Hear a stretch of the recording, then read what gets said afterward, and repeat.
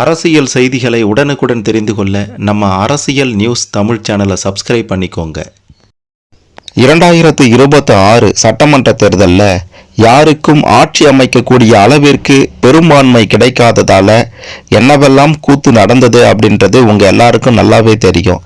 அதிலையும் மிக முக்கியமாக திமுகவுடன் எடப்பாடி பழனிசாமி கூட்டு வைத்து முதலமைச்சராக பார்க்குறாரு, அதனால் நாங்கள் அந்த அணியில் இருந்து பிரிகிறோம் அப்படின்ட்டு சொல்லி எஸ்பி வேலுமணியும் சிவி சண்முகமும் பண்ண கூத்துகளும் உங்களுக்கு நல்லாவே தெரியும்.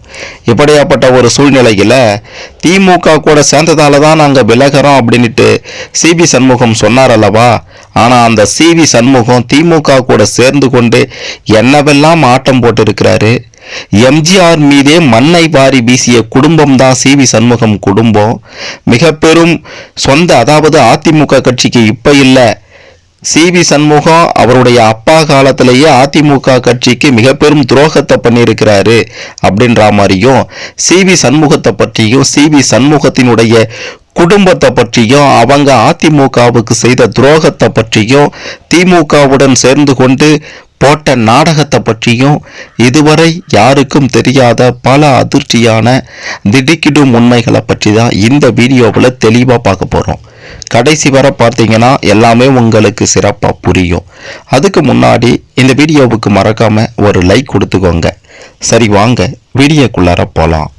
விழுப்புரம் அதிமுகவுடைய தெற்கு நகர செயலாளராக இருந்தவர் தான் பசுபதி அப்படின்றவர். இவர் கடந்த 2026 மார்ச் மாதம் தன்னுடைய பதவியை ராஜினாமா செய்வதோட அடிப்படை உறுப்பினர் பொறுப்பில் இருந்தும் விலகுவதாக திடீர்னு தெரிவித்தார். ஏன், என்ன காரணம் அப்படின்ட்டு கேட்டிங்கன்னா, இதற்கு பின்னாடி சிவி சண்முகம் இருந்திருக்கின்றார் அப்படின்றது தான் பெரும் அதிர்ச்சியான தகவலே. சிவி சண்முகம் மட்டுமல்ல, அவங்க குடும்பமும் இருந்திருக்கின்றது.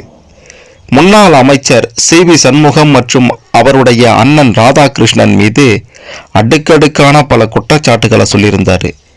வேட்பாளர்களுடைய தேர்வு, தேர்தல் தொடர்பான விஷயங்கள்ல சிவி சண்முகம் தன்னிச்சையாகவே செயல்பட்டிருக்கின்றாராம். மேலும் விழுப்புரம் அதிமுகவில் சிவி சண்முகத்தினுடைய அண்ணன் ராதாகிருஷ்ணனுடைய தலையீடும் அதிகமாக இருந்திருக்கின்றது. மிக மிக முக்கியமாக கட்சி நிர்வாகிகள் மத்தியில் சிகரெட் பற்ற வைக்கக்கூடிய சிவி சண்முகத்தின் அண்ணன் ராதாகிருஷ்ணன் அதன் புகையை கட்சி நிர்வாகிகளின் முகத்திலேயே ஊதுவாராம். அது மட்டுமல்ல, விழுப்புரம் மாவட்டத்தில் வன்னியர் மற்றும் பட்டியல் சமூக மக்கள் அதிக அளவில் வசிக்கிறாங்க.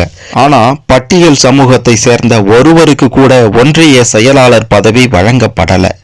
மிக குறைந்த அளவில் இருக்கக்கூடிய உடையார் சமூகத்தை சேர்ந்த 5 பேருக்கு அந்த பதவி சிவி சண்முகத்தால் வழங்கப்பட்டிருக்கு. இப்படி பல காரணங்களால் நான் கட்சியை விட்டு விலகிறேன், ஆனால் கட்சி மாற மாட்டேன், நானும் என் ஆதரவாளர்களும் அதிமுகவுக்கு தான் வாக்களிப்போம், மீண்டும் எடப்பாடி பழனிசாமி முதல்வராக வருவதற்கு பாடுபடுவோம் அப்படின்ட்டு பசுபதி அவர்கள் மார்ச் மாதத்தில் பேசியிருந்தார். இந்த பேச்சுக்கு பிறகு மறுநாளே பசுபதி அவர்கள் கட்சியின் அடிப்படை உறுப்பினர் உள்ளிட்ட பொறுப்புகளில் இருந்து நீக்கப்படுவதாக அதிமுகவுடைய பொதுச் செயலாளர் எடப்பாடி பழனிசாமி அப்போது அறிவிப்பு ஒன்றையும் வெளியிட்டிருந்தார். இப்போ என்ன நடக்குதுன்னு கேட்டிங்கன்னா, இந்த தேர்தலுக்கு பிறகு சிவி சண்முகம் மற்றும் எஸ்பி வேலுமணி தலைமையில் அதிமுக அணி தனியாக செயல்பட தொடங்கியிருக்கு. இந்த சமயத்தில் அதிமுகவுடைய பொதுச் செயலாளர் எடப்பாடி பழனிசாமியை பூங்கொத்தோடு சந்தித்த பசுபதி அவர்கள் மீண்டும் தன்னை கட்சியில் இணைத்து கொண்டார். இந்த நிலையில கட்சி கட்டுப்பாட்டை மீறி தாவேகாவுக்கு ஆதரவு கொடுத்த சிவி சண்முகம் உள்ளிட்ட பல சீனியர்களின் கட்சி பதவிகளையும் எடப்பாடி பழனிசாமி அவர்கள் பறித்திருந்தார். அதன்படி விழுப்புரம் மாவட்ட செயலாளராக தற்போது இந்த பசுபதி அறிவிக்கப்பட்டிருக்கின்றார். இந்த பசுபதியின் தலைமையில தான் பார்த்தீங்கன்னா அதிமுகவுடைய செயல் வீரர்கள் கூட்டமும் நடைபெற்றது. அதில் அவர் பல்வேறு திடுக்கிடும் தகவல்களையும் வெளியிட்டிருந்தார். மிக முக்கியமாக சிவி சண்முகத்தை பற்றியும், சிவி சண்முகம் அதிமுகவுக்கு செய்த துரோகத்தை பற்றியும், சிவி சண்முகத்தினுடைய அப்பா எம்ஜிஆருக்கு செய்த துரோகத்தை பற்றியும் பல உண்மைகளை உடைத்திருந்தார். எடப்பாடி பழனிசாமியை விட்டு பிரிந்ததற்கு சிவி சண்முகம் என்ன காரணம் சொன்னார்னா, திமுக கூட கூட்டணி சேர்ந்து ஆட்சி அமைக்க பார்க்கறாரு அப்படின்ட்டு சொல்லியிருந்தாரு. குறிப்பாக திமுக நமக்கு ஆதரவு கொடுத்தா நம்முடைய மனைவி பிள்ளைகள் நம்மை வீட்டில் சேர்ப்பாங்களா அப்படின்ற மாதிரியும் சிவி சண்முகம் பேசியிருந்தாரு. ஆனா 1981 நடைபெற்ற சட்டமன்ற தேர்தலில் திண்டிவனம் தொகுதியில் ராஜாராம் அப்படின்றவர் காங்கிரஸ் கட்சி சார்பில் போட்டியிட்டு இருந்தார். அப்போது இந்த சிவி சண்முகத்தினுடைய அப்பா வேணுகோபாலும் அவருடைய குடும்பத்தினரும் திமுகவுக்கு தேர்தல் வேலைகளை செய்திருக்காங்க. அந்த தேர்தல் பிரச்சாரத்திற்கு திண்டிவனம் வந்த புரட்சி தலைவர் எம்ஜிஆர் அவர்கள் இந்த விவகாரம் குறித்து வேணுகோபாலை அழைத்து கேட்டிருக்கிறாரு. அதற்கு வேணுகோபால் என்ன சொன்னார் தெரியுமா? ஆமா, நான் அப்படிதான் பண்ணுவேன் அப்படின்ட்டு எம்ஜிஆரிடமே சொல்லியிருக்கிறாரு. அந்த சமயத்துல கோபமான எம்ஜிஆர், இந்த துரோகியை கட்சியை விட்டு நீக்கிவிட்டு தான் பொதுக்கூட்டத்தில் பேசுவேன் அப்படின்ட்டு சொல்லி வேணுகோபாலை நீக்கினார் புரட்சி தலைவர் எம்ஜிஆர் அவர்கள். அதே போல வேணுகோபால் அவர்கள் நீக்கப்பட்ட விவகாரம் அன்றைய தினம் மாலையே செய்தித்தாள்களில் வெளியானது. அதன் பிறகுதான் திண்டிவனத்தில் பேசிவிட்டு சென்றார் எம்ஜிஆர் அவர்கள். அதனை அடுத்து மீண்டும் தன்னை கட்சியில் சேர்த்து கொள்ளுமாறு சிவி சண்முகத்தின் தந்தை வேணுகோபால் எவ்வளவோ கெஞ்சி கேட்டும் எம்ஜிஆர் அவர்கள் சேர்க்க மறுத்துவிட்டார். ராமாவரம் தோட்டத்திற்கு சென்று கட்சி துண்டறிக்கைகளை கிழித்து போட்டு கொளுத்திவிட்டு எம்ஜிஆர் மீதே மண்ணை வாரி வீசிவிட்டு வந்த குடும்பம்தான் சிவி சண்முகத்தினுடைய குடும்பம். அது மட்டுமில்ல, 1989 சட்டமன்ற தேர்தலில் திண்டிவனம் தொகுதியில் போட்டியிட்ட திமுக வேட்பாளர் மாசிலாமணிக்கு தான் சிவி சண்முகத்தின் குடும்பம் ஓட்டு போட்டது. அந்த மாசிலாமணிக்காகத்தான் சிவி சண்முகத்தினுடைய குடும்பம் அப்போது வேலையும் செய்ததாம். அது மட்டுமல்லாம இந்த சிவி சண்முகத்தினுடைய அண்ணன் ராதாகிருஷ்ணனுக்கு எப்படி வேலை கிடைத்தது தெரியுமா?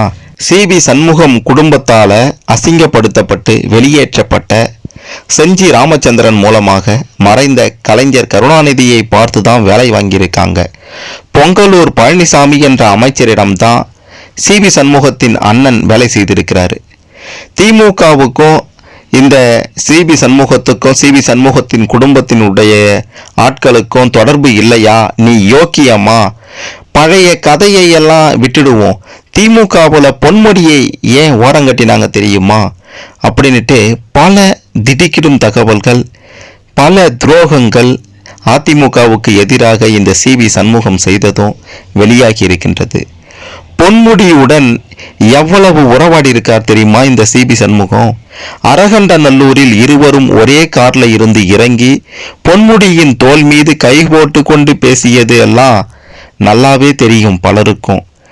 இந்த சிவி சண்முகம் சட்டத்துறை அமைச்சராக இருக்கும்போதுதான் செம்மன் குவாரி வழக்கும் நடைபெற்றிருக்கின்றது. அந்த வழக்கின் சாட்சிகள் அனைவரும் பிறழ் சாட்சிகளாக மாறினாங்க. வேண்டுமென்றே இந்த சிவி சண்முகம் பொன்முடி மீது எந்த ஒரு நடவடிக்கையும் எடுக்கல. அதனால பொன்முடி குடும்பத்தினர் அனைவரும் அப்போது விடுதலையானாங்க. அப்போதும் அந்த சமயத்துல மாவட்ட அமைச்சராக சட்டத்துறை அமைச்சராக இருந்த இந்த சிவி சண்முகம் எதையும் செய்யல. அந்த திமுக பொன்முடிக்கு ஆதரவாகவே செயல்பட்டாரு. சென்னையில் இருந்த முன்னாள் அமைச்சர் ஜெயக்குமார் அந்த வழக்கை மறு விசாரணை செய்ய வேண்டும் என்று மனு தாக்கல் செய்தார். ஏன்னா இந்த சிவி சண்முகம் பொன்முடியுடன் தொடர்புல இருந்தாரு. விழுப்புரம் நகராட்சி திடலுக்கு அருகில் இருக்கும் புறம்போக்கு இடத்தை வளைத்து போட்டு பட்டா வழங்கியதோட அதில் சுவரையும் இந்த சிவி சண்முகத்தின் ஆதரவோட பொன்முடி கட்டியிருக்கிறார் அப்படின்றதும் பலருக்கும் தெரியாத விஷயம். அதை எதிர்த்து தான் அதிமுகவை சேர்ந்த ஒருவரும் வழக்கு தொடுத்தாரு. அதன் பிறகு அவரும் விரட்டப்பட்டாரு. அதன் பின்பு இந்த சிவி சண்முகத்திடம் உதவி கேட்டிருக்கிறாரு. ஆனா அவருக்கு இந்த சிவி சண்முகம் எந்த உதவியும் பண்ணல. நீதிமன்றத்தில் பொன்முடிக்கு சாதகமாகவும் தீர்ப்பு வந்தது.